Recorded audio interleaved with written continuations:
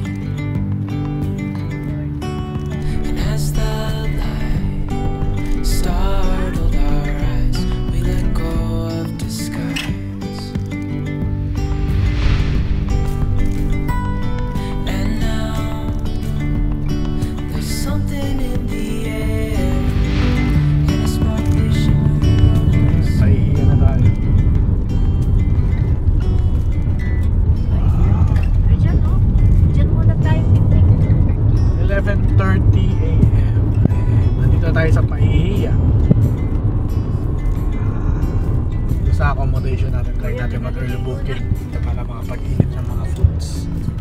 At pag hindi, balik tayo, hanap tayo ng mga restaurant para makapag-lunch. Let's go!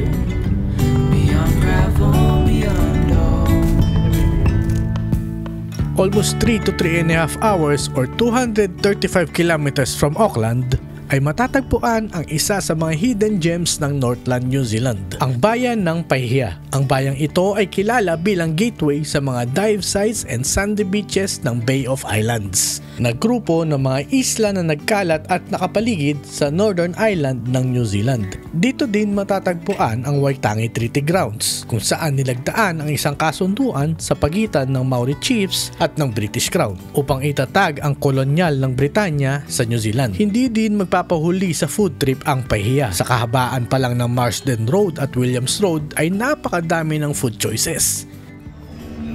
Ano flavor niyan? Mango. Ito. Chocolate chip.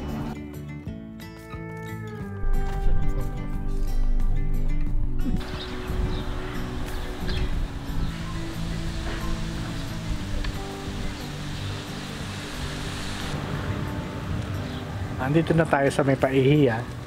12 noon. Vlog takeover.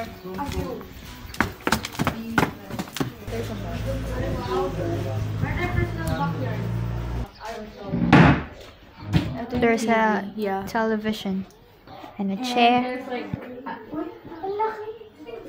Yeah, two bedroom. Kitchen. Tingnan natin kung may... Wow. Siyempre walang laman. Eh, di ba kung may hotel, meron yung mga... This is not a hotel. This is the dining.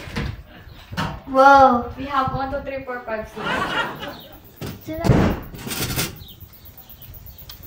Kaya may bato na nakalagay dito. Para hindi daw lipa rin. Huh? Oh my days, stop.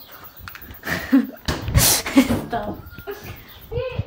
Pag pumunta ka dito, may extended. Oh! Yeah. This is the kitchen that there's mommy.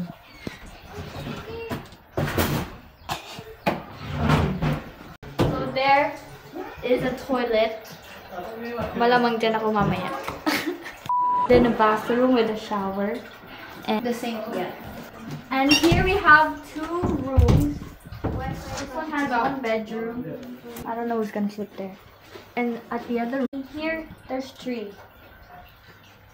Mine is here. Ooh! Reporter! So that's it, guys. That's it, y'all. First stop natin dito sa Paihia ay dito sa Haruru Falls. Tara, tingnan natin kung ano meron dito. Tara, sumama kami. Yung pala, yan lang pala nila. Parang na habang lakarin. Ay, yan lang pala.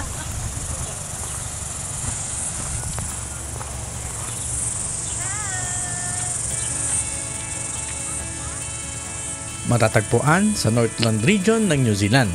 Almost 5.3 kilometers or 7 minutes mula sa Paihia ay ang Haruru Falls. Ito ay isang horseshoe-shaped waterfall na ang pangalan ay mula sa wikang Maori na ang ibig sabihin ay rumbling sound.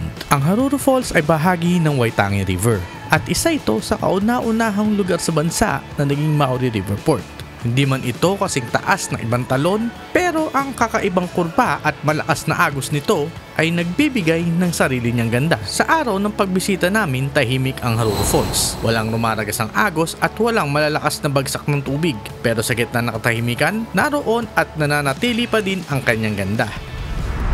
Sa Haruru Falls, kasabay ng pagbagsak ng tubig, siguradong tanggal din ng stress, pagod at lungkot. Dito ang lahat ng negative vibes mo ay mapapalitan ng saya, katahimikan at masayang alaala.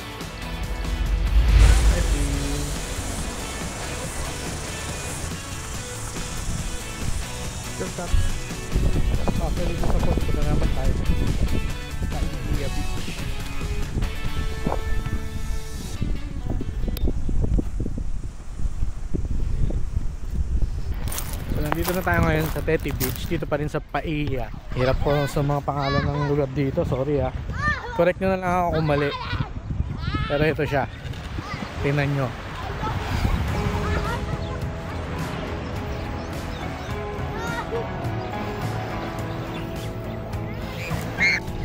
Ganda rito. Ayos. Ano yung nakita nyo sa tubig? So nakagat yun. Asan siya? Parang sago. Oo. Hindi siya nangangagat? No. Baby. Ayan yun, yung mga yan. Saan? Tingin nga. Diba? Forming. Ano yung mga eggs pa lang? Baka mga eggs yan.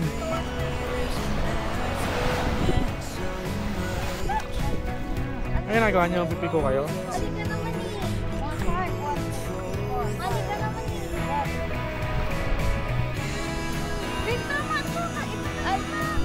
Hello.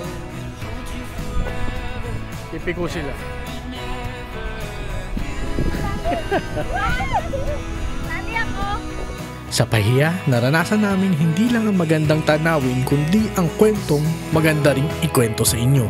Ito ang isa sa mga lugar na hindi lang binibisita kundi binabalikan sa isip man o sa susunod na biyahe. Ito ang ating day 1 dito sa ating New Zealand North Island road trip. Don't forget to subscribe to our channel kung hindi ka pa nakasubscribe. At tayo ang FedFam TV. Love and peace, fam!